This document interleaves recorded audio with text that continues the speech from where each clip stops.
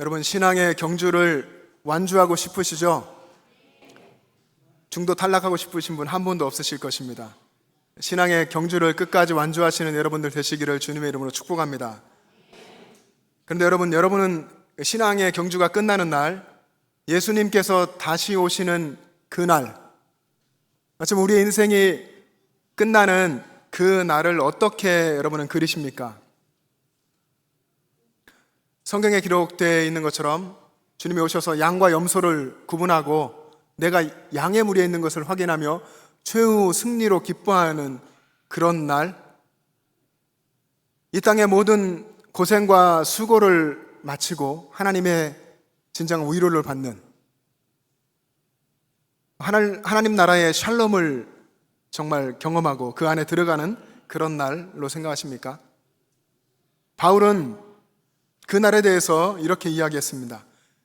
의로우신 재판장이 성도들에게 의의 면류관을 주시는 날, 선한 싸움을 싸우고 달려갈 길을 다 마치고 믿음을 지킨 성도들에게 의의 면류관을 주는 날이 바로 그 날이라고 했습니다.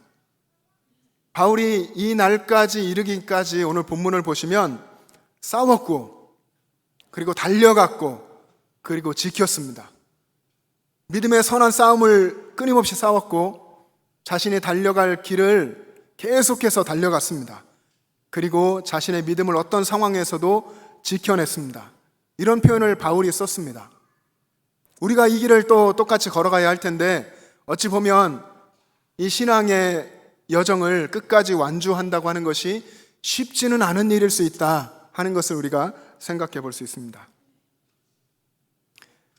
근데 예수 믿는다고 하면서도 예수님을 만났고 믿음을 가지게 됐다고 해서 신앙의 최종 종착지에 도착한 것처럼 그렇게 생각하고 그렇게 사는 사람들이 있는 것 같습니다. 예수 믿으니까, 나 믿음이 있으니까 됐지 생각하는 그런 사람들이 있습니다. 이단의 구원파가 대표적으로 그렇죠. 구원받은 확신이 있고 그날이 언제인지 정확히 알고 또 감정으로 평안한 감정이 들면, 그러면 이미 예수님이 과거 그때의 모든 것을 다 해결하시고 다 죄 용서하시고 십자가 지셨기 때문에 이제는 그 확신만 있으면 죄 용서를 구할 필요도 없고 회개할 필요도 없고 성도가 십자가를 다시 질 필요도 없다라고 이야기합니다. 우리는 이것이 틀렸다고 하는 것을 정확히 알고 있죠. 예수님 만나고 믿음을 가졌다고 하는 것, 그것을 엄밀히 말한다면 이제 그 긴 신앙의 여정의 출발선에 이제 섰다 하는 그런 의미입니다. 여러분, 이 말에 동의한다면 여기 모이신 우리 모두는 다 신앙의 여정을 출발해서 최종 종착지를 향해서 가고 있는 중이죠. 종착지를 향해서 가고 있는 도상에 있는 존재라고 하는 것입니다. 출발은 했지만 여전히 종착지를 멀리 바라보면서 걸어가고 있는 그런 존재죠. 그래서 한편으로는 자유롭습니다. 길 위에 있기 때문에 얽매이지 않고 자유롭죠. 그러나 또 한편은 주어지는 대로, 그날 그때 하나님이 주시는 대로 하루하루를 살아갈 수밖에 없는 나그네 같은 존재가 된 것입니다. 나그네에게는 세상에 얽매이지 않는 그런 자유가 있습니다. 하지만 나그네가 항상 점검해야 될 것이 있습니다. 나그네가 항상 점검해야 될 것이 무엇일까요? 그것은 목적지와 길입니다. 내가 정말 가야 하는 그 최종의 목적지를 향해서 갈 수 있는 바른 길 위에 서 있는가 하는 질문을 계속 해야 되는 것이죠. 그것을 늘 점검하고 살펴보아야 합니다. 그래서 우리의 옛 본성이 끊임없이 요구하는 편안한 길, 안락한 길을 찾을 것이 아니라 목적지까지 정확하게 갈 수 있는 바른 길이 어떤 것인지를 계속 찾아보고 살펴보고 점검해 보아야 하는 것입니다. 우리는 우리 자신이 도상에 있는 존재라고 하는, 길 위에 있는 존재라는 것을 인식하면 겸손해질 수밖에 없습니다. 왜냐하면 하나님의 인도하심을 따라서 살아야만 하기 때문에, 그리고 하나님의 공급하심을 따라서 하나님이 공급해 주시는 대로 우리는 살 수밖에 없는 존재라고 하는 것을 우리가 인식했기 때문에 하나님 앞에 겸손할 수밖에 없는 것입니다. 그 어떤 것도 내 것이라고 주장할 필요도 없고 또 내 소유를 더 많이 가지려고 애쓸 필요도 없는 것입니다. 언제나 내가 발을 디디고 있는 이 현실을 넘어서 내가 가야 할 최종의 목적지가 있기 때문에 거기를 바라보면서 언제나 이 땅에서 자유롭고 또 초연한 삶을 살게 되는 것입니다. 그래서 도상의 존재라면, 정말 주님을 바라보고 살아가는 나그네 같은 영성을 가진 존재라고 한다면 늘 질문하게 됩니다. 내가 최종 목적지를 잘 바라보고 있는가? 내가 걷는 이 길이 정말 맞는가? 이 길이 최종의 목적지로 가는 길인가? 하는 질문을 하게 되는 것입니다. 아이들이 잘 아는 동화 중에 이상한 나라의 앨리스라는 동화가 있습니다. 거기 보면 채셔 캣이라고 하는 장난기도 많고 똑똑한 고양이가 있는데요. 앨리스가 이상한 나라를 빠져나가기 위해서 길을 찾다가 갈림길에 오게 됩니다. 거기에서 채셔 캣에게 묻습니다. 어떤 길로 가야 하니? 물으니까 채셔 캣이 이제 반문합니다. 다시 묻습니다. 어디로 가는데? 어디로 가는 거냐고 묻는 거죠. 그때 앨리스가 잘 모른다고, 나 몰라 하고 이야기를 합니다. 그때 채셔 캣이 웃으면서 말합니다. 어디로 가는지 모르면 아무 데도 갈 수 없어. 어디로 가는지를 모르면 아무 데도 갈 수 없다. 어쩌면 이건 인생의 근본 질문과 같습니다. 내가 어디서 왔고 어디로 가는 존재인지, 우리가 그것을 아느냐 모르느냐 하는 것은 삶의 질을, 삶의 방향을 완전히 바꾸어 놓는 것이죠. 인생의 가장 근본의 질문입니다. 내가 어디서 왔고 나는 어디로 가고 있는가? 여러분, 여기에 대해서 여러분은 어떤 대답을 가지고 계십니까? 구약 성경의 욥을 여러분 보시면 욥이 정말 극심한 고통을 겪었죠. 하루 한순간에 그의 모든 소유가 다 없어져 버렸고, 그의 자녀들이 한순간에 다 죽었고, 자신의 아내도 자신을 저주하면서 떠나갔습니다. 자신은 정말 힘든 병에 걸려서 늘 병상에 앉아서 자기 몸을 긁어야만 했습니다. 그런 고통 속에 있던 욥이 자신이 살아가는 이 삶에 대해서 그렇게 이야기했습니다. 하나님께서 나의 길을 아신다. 하나님이 아신다 라고 고백했습니다. 욥기 23장 10절에 보시면 내가 가는 길을 그가 아시나니 그가 나를 단련하신 후에는 내가 순금같이 되어 나오리라.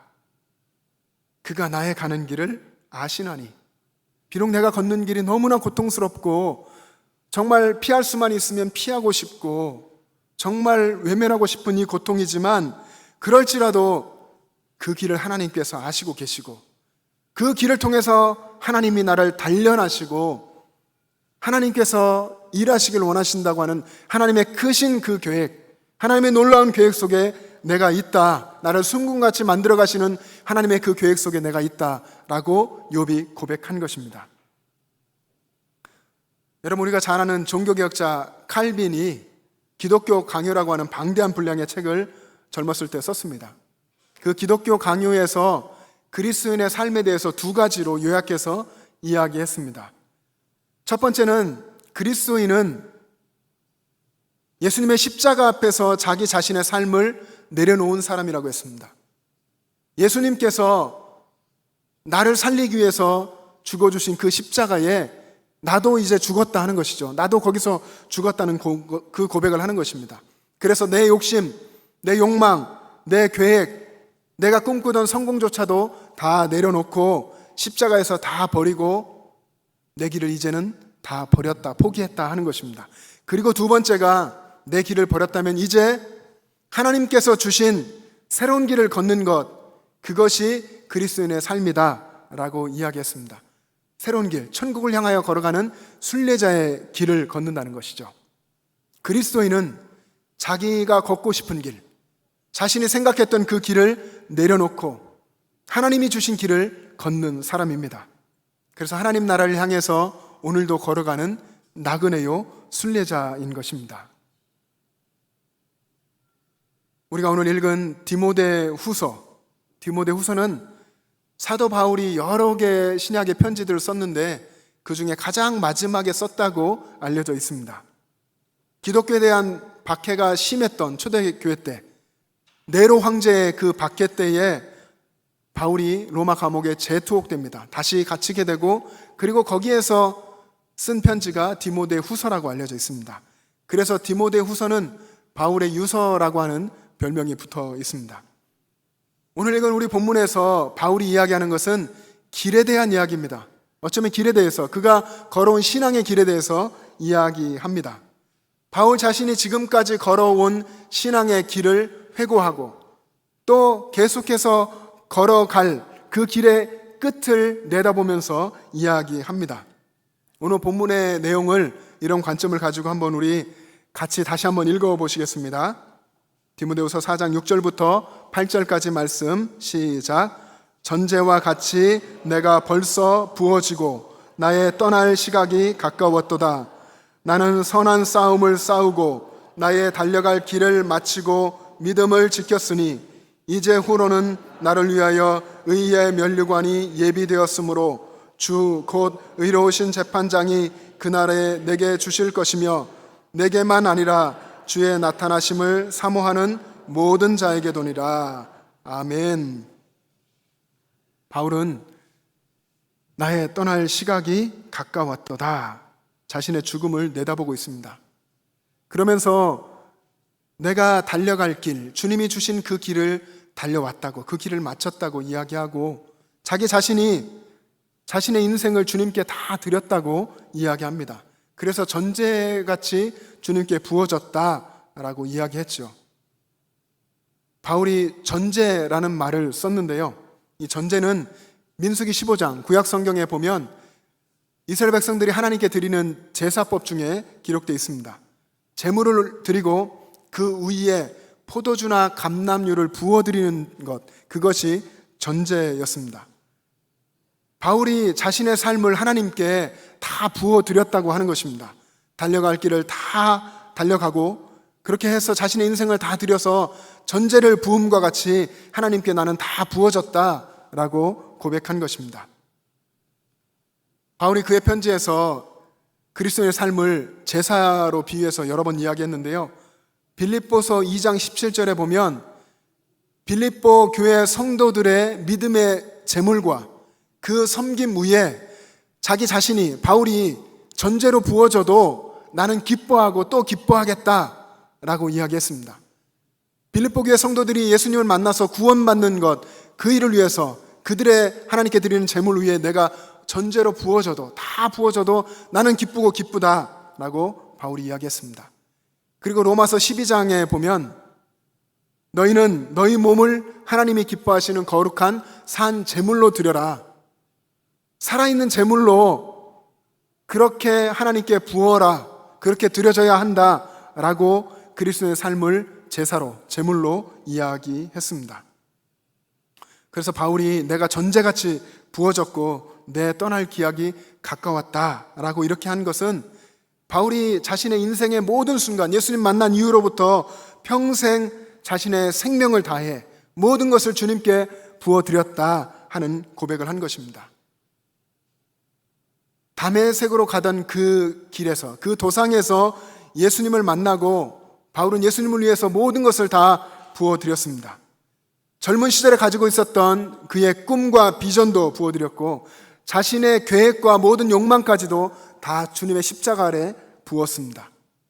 그리고 모든 눈물과 그의 땀과 열정을 다 부어서 예수님을 위해서 살았습니다. 자신의 모든 생명을 다 부어서 남은 것 없이 다 드리면서 그렇게 살아왔습니다. 지금 고백하는 그 시점에 혹 내게 남은 것이 있더라도 그 모든 것까지 주님께 다 부어드리며 내 인생을 마치고 싶다 하는 그런 고백을 한 것입니다. 여러분, 코카콜라라는 회사를 아시죠? 이 회사를 성공적으로 이끌어온 로버트 우드워드라는 분이 있습니다. 우드러프라고 하는 분이 계신데 이분이 코카콜라 회사의 전설적인 인물입니다. 음료수 하나로, 코카콜라 하나로 세계를 통일한 인물이다, 그렇게까지 평가를 받는데요. 이 코카콜라가 2018년 세계 기업 브랜드 가치로 70조의 평가를 받았고, 애플, 그리고 구글, 마이크로소프트 다음으로 브랜드 가치 세계 4위에 올랐습니다. 코카콜라를 오늘과 같이 이렇게 성공적으로 이끈 1등 공신으로 로버트 우드러프라고 하는 사람을 대개는 꼽습니다. 그가 살아있을 때에 기자들이 그의 성공을 보면서 그의 사업의 비결이 무엇이냐라고 물었습니다. 그때 그는 이렇게 얘기했습니다. 내 혈관에는 피가 흐르지 않습니다. 내 혈관에는 코카콜라가 흐릅니다. 라고 이야기를 했습니다. 말도 안 되는 이야기이지만 그의 열정을 읽을 수 있고, 이 말을 통해 많은 사람들이 도전을 받았습니다. 그 이전에도 이 우드러프는 자신의 꿈에 대해서 이렇게 이야기했습니다. 나의 꿈은 내 세대의 전 세계 모든 사람에게 코카콜라를 한 잔이라도 맛보게 하는 것이다. 이런 꿈을 가지고 코카콜라에 대해서 끊임없이 연구했고 고민했고, 그리고 그것을 실행에 옮기면서 계속해서 회사를 성장시켰습니다. 여러분, 코카콜라, 이 회사 하나를 성공시킨, 성장을 시켜간 이 우드러프의 열정을 여러분 느끼실 수 있습니까? 얼마나 그가 탁월한 열정을 가졌는지, 그 열정을 통해서 회사를 리드하면서 놀라운 성장을, 그런 결과를 만들어냈습니다. 성공을 꿈꾸는 회사의 회장도 이런 열정을 가지고 있는데, 여러분, 하나님 나라를 맛보고 예수님을 사랑한다고 하는 우리가 이런 열정, 그 이상의 열정을 가져야 하지 않겠습니까? 하나님 나라를 바라보는 이 거룩한 길을 걸어가는 우리, 이 열정의 근본과 뿌리가 다르고 열정의 방향이 다르고 그 내용이 다릅니다. 하나님 나라를 바라보고 걸어가는 우리의 열정이 이것보다 더해야 되지 않겠습니까? 하나님 나라의 거룩한 백성으로 여러분은 어떤 열정을 가지고 있습니까? 하나님께 대해서, 나를 살려주신 예수님에 대해서 여러분은 어떤 열정을 가지고 있습니까? 로버트 우드러프가 가지고 있었던 그 열정의 어쩌면 반의 반, 그 반의 반이라도 내가 열정을 가지고 있다면 하나님은 그것을 통해서 여러분 가운데 역사하실 것입니다. 여러분, 앞으로는 여러분의 열정이 이 열정을 뛰어넘는, 정말 예수님 없이는 내가 살 수 없고 하나님 나라를 꿈꾸지 않고는 내가 이 세상을 살아갈 수 없습니다 라고 하는 고백이 여러분들의 고백이 되기를 주님의 이름으로 축복합니다. 그래서 하나님 나라를 향해 나아가는 그 걸음이 여러분이 힘차게 걷는 걸음이 되고, 그 어떤 어려움이 와도 내가 결코 포기하지 않는 그 열정을 가지고 주님을 바라보면서 살아갈 수 있기를 주님의 이름으로 축복합니다. 바울이 여러 개의 편지를 썼다고 말씀을 드렸는데요, 그의 편지를 읽어보면 그 편지 속에 계속해서 반복되는 그가 즐겨 쓰는 단어가 있습니다. 그 단어 중에 가장 많이 쓰는 단어가 그리스도 안에라고 하는 말인데요, 그리스도 안에, 예수 그리스도 안에, 그리스도 예수 안에, 이런 말들을 굉장히 많이 썼습니다. 바울이 예수님을 만난 후에 평생토록 그렇게 늘 예수님 안에 살기를 원했었고, 예수님 안에서 그는 사역했고, 예수님 안에서 말하고, 예수님 안에서 참고, 예수님 안에서 견디면서 그의 모든 길을 걸어왔다는 것입니다. 한순간도 예수님 없이는 살지 않았던, 예수님 때문에 살아가는 그런 인생이었다는 것이죠. 그의 삶과 그가 걷는 모든 사명과 그가 하는 모든 사역의 근본 뿌리가, 그 모든 것의 이유가 바로 예수 그리스도였던 것입니다. 그래서 그는 디모데후서 4장에서 지금 그의 인생의 마지막 때에 나는 그분을 위해서 전제처럼 나는 다 부어졌습니다. 그분이 내게 주신 사명, 그 달려갈 길을 나는 다 마쳤습니다. 믿음을 지켰습니다. 라고 바울이 고백하는 것입니다. 자신의 모든 것을, 저는 주님을 위해서 나의 모든 것을 다 부어드렸습니다. 라고 고백한 것입니다. 왜냐하면 바울이 예수님의 십자가 사랑을 깨달았기 때문입니다. 바울이 그렇게 예수님을 사랑하기 이전에 예수님께서 바울을 살리기 위해서 십자가에서 물과 피를 다 쏟으시고 생명을 내어주시면서 예수님이 먼저 바울을 위한, 우리를 위한 희생 제물이 되셨다 하는 것을 바울이 깨달은 것입니다. 예수님이 십자가에서 나를 위해서 제물이 되어 죽으셨다고 하는 그 십자가 사랑을 깨달았기 때문에 바울은 그렇게 자신도 예수님을 사랑하며 예수님을 위한 전제에 제사를 드리며 그렇게 모든 것을 쏟아부으며 예수님과 동행하면서 평생을 살 수 있었던 것입니다. 그렇게 그는 신앙의 최종 종착지까지 걸어왔던 것입니다. 여러분도 예수님을 위해서 선한 싸움을 다 싸우고 달려갈 그 사명의 길을 끝까지 달려가고 결코 예수님을 포기하지 않고 믿음을 지킬 수 있기를 주님의 이름으로 축복합니다. 그렇게 여러분의 모든 것을, 이미 나를 위해서 모든 것을 부어주신 예수님을 위해서 다 부어드리는 그런 삶을 살아가시기를 바랍니다. 여러분, 비행기 조종사 파일럿이 비행기를 운항해서 이제 공중으로 날아오르면 공중에 올라간 순간부터 자기 자신을 믿으면 안 된다고 합니다. 그런 훈련을 많이 한다고 하는데 자신의 시각, 눈으로 보는 것, 그리고 자신의 어떤 감각, 경험에 의한 그런 느낌들 있죠. 그런 것을 절대 믿지 않도록 가르칩니다. 공중으로 비행기를 운항해서 올라가면 그때부터는 자신의 모든 감각을 부정하고 계기판만 바라봅니다. 계기판만 바라보는 훈련을 하는 것이죠. 이 계기판만 의존해서 운항을 해야 됩니다. 특히 폭풍우가 몰아치는 날, 안개 속에 들어가거나 구름 속에 들어갔을 때에 자신의 시각과 감각을 의지하면 하늘과 바다를 구분하지 못하고 이 비행기가 결국에는 추락하게 된다고 합니다. 그래서 조종사에게는 이 계기판이 생명과 같습니다. 계기판만 의존해야 살 수가 있는 것입니다. 바울이 인생의 길을 걸어갈 때에 폭풍우 같고 안개에 휩싸인 것 같고 구름 속에 있는 것 같고 답답하고 힘들고 어려운 상황들을 얼마나 많이 겪었습니까? 춥고 헐벗고 굶주리고 동포들의 배신을 겪고 그리고 매 맞고 돌에 맞고 죽을 뻔한 수많은 고비들을 겪었을 때에 그는 거기에서 오직 예수님만 바라보았습니다. 예수님이 어디 계시는가? 예수님은 무엇이라 말씀하시는가? 내가 어떻게 하기를 원하는가? 어디로 나를 인도하시는가? 하는 부분만을 바라보며 예수님께 집중하며 살아갔습니다. 그렇게 했을 때에 그는 그 모든 상황들을 견디며 극복하고 이길 수 있었고 신앙의 최종 종착지까지 갈 수 있었던 것입니다. 여러분, 예수님만이 우리의 길입니다. 오직 예수님만이 여러분의 길입니다. 여러분 믿으십니까? 요한복음 14장 6절에 보면 예수님이 분명히 말씀하셨습니다. 예수께서 이르시되 내가 곧 길이요 진리요 생명이니 나로 말미암지 않고는 아버지께로 올 자가 없느니라. 내가 곧 길이다 말씀하셨습니다. 예수님이 길이라고 하는 것을 여러분 믿는다면 예수님과 동행하기만 하면 됩니다.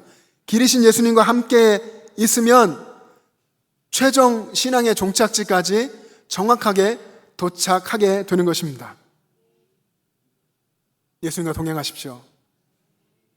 유명한 성경 주석가 매튜 헨리가 이렇게 말했습니다. 성도를 하나님 나라까지 인도하는 길은 매일매일 예수님과 함께 걷는 것이다. 이렇게 얘기했습니다. 하나님 나라 최종의 종착지까지 가는 유일한 방법, 그리고 정확한 방법, 그것은 예수님과 매일매일 걷는 것, 예수님과 매일매일 함께 있고 동행하는 것이라고 이야기했습니다. 여러분, 하루하루 오늘 예배를 마치고 오늘 오후에 여러분의 삶의 현장에 나가면서부터 그 순간순간 매일매일 순간순간마다 오직 주님만 바라보고 주님과 동행하며 살아갈 수 있기를 바랍니다. 주님과 함께 걸으시기를 바랍니다. 그렇게 할 때 여러분의 신앙의 최종 종착지까지 바르게 걸어갈 수 있을 것입니다. 예수님께서 여러분과 함께 계십니다. 예수님은 여러분과 함께 있겠다고, 영원히 함께 하겠다고 약속하셨습니다.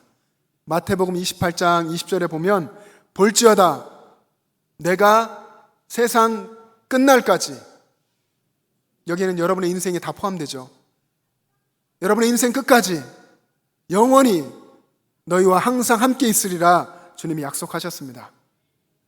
주님의 이 임재가 여러분의 10년 가운데 늘 경험되고 또 그렇게 고백되기를 원합니다.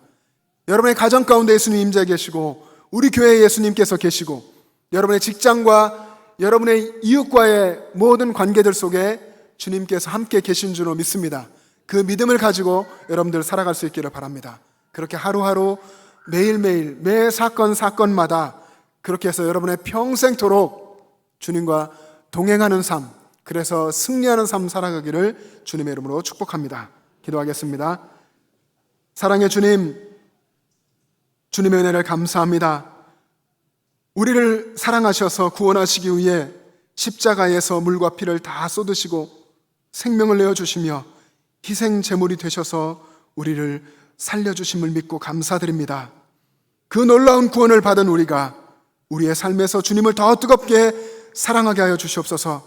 주님을 위해서 우리의 인생을 드리고 우리의 모든 것을 쏟아 부어 전제를 부음과 같이 그렇게 살아가는 저희들 되게 하여 주시옵소서. 우리의 삶에서 늘 주님을 기억하고 주님 곁에 있기를 원하고 주님과 함께 동행하고 함께 걷기를 소원하는 마음을 저희 가운데 더욱 뜨겁게 하여 주시옵소서. 감사드리며 예수님의 이름으로 기도합니다.